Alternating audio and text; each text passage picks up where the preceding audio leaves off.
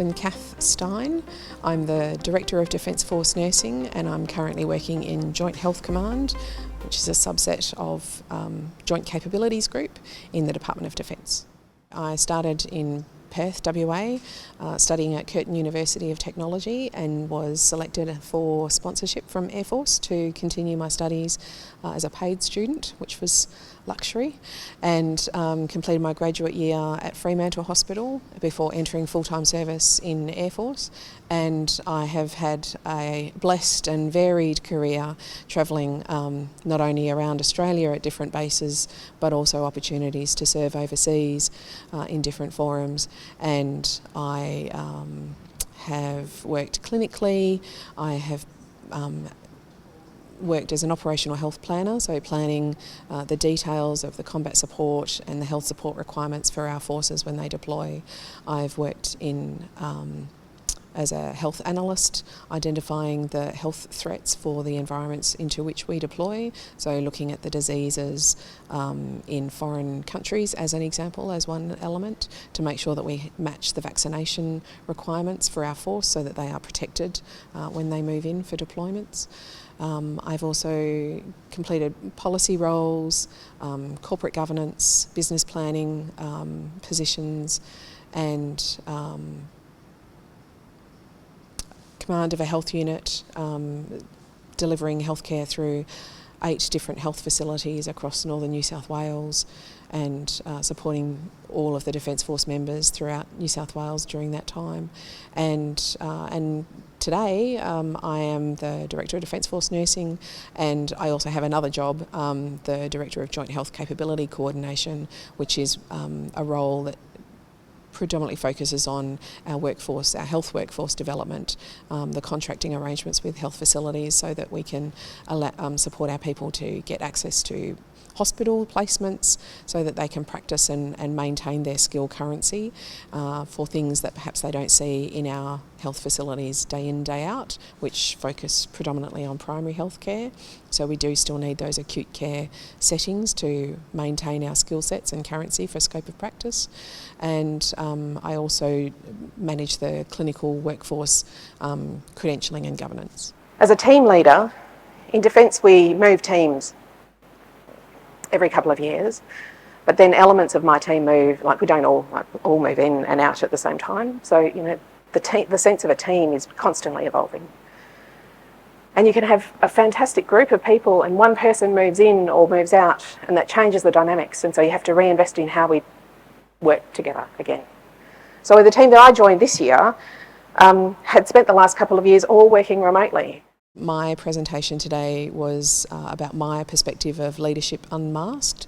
So I spoke today of the many different types of masks that we wear that protect us, not just PPE, although the last few years I think that has been definitely the focus for all nurses, but the many masks that we wear throughout our lives, and how when you take that mask off, it's important to pause, to breathe, take a breath, and then plan to reinvest. Strong leadership in nursing is essential. Through the strong leadership we support ourselves, we support each other, we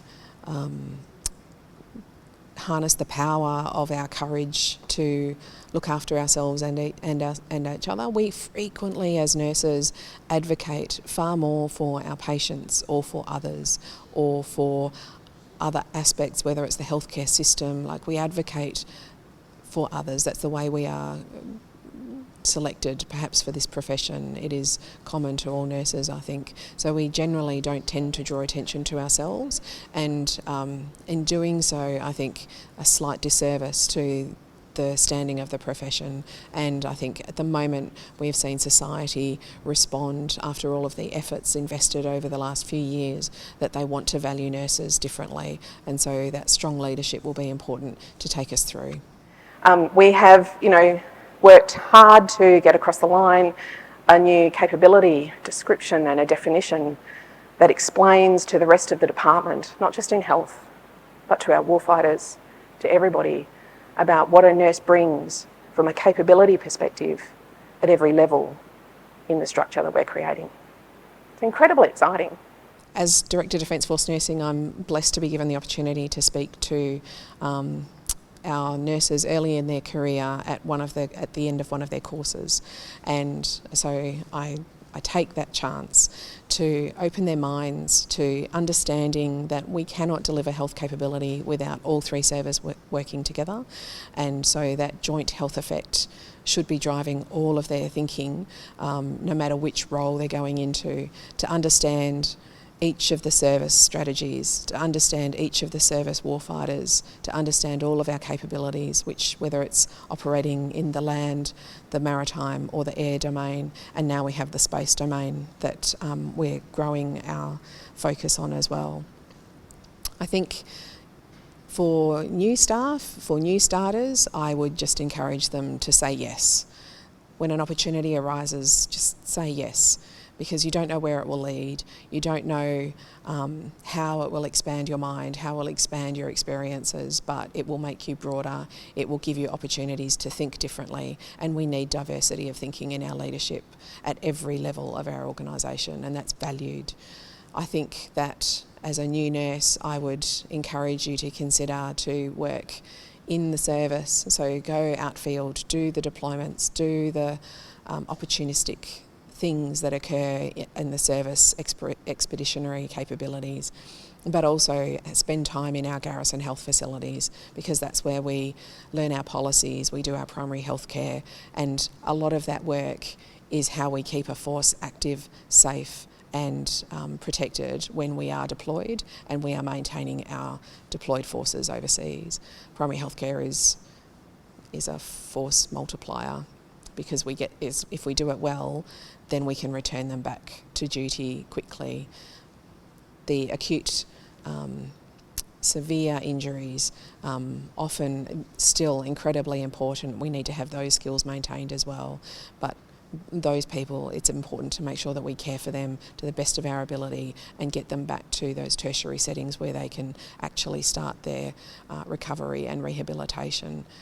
But it's unlikely that they'll come back to this deployment at that point in time. So there are so many opportunities, there are so many varieties, there's such an expansive option of places to work and the types of roles and duties that you can perform. And I would just say, encourage you all to just say yes, because every single one of them are fantastic, and I've loved my career, and saying yes has given me lots of options that I wouldn't have otherwise been able to plan for. I'll talk from my perspective. I've loved it. Early in my career, it was the sort of job where you actually don't know what you're going to have. Like, you turn up to work and each day is different to the day before.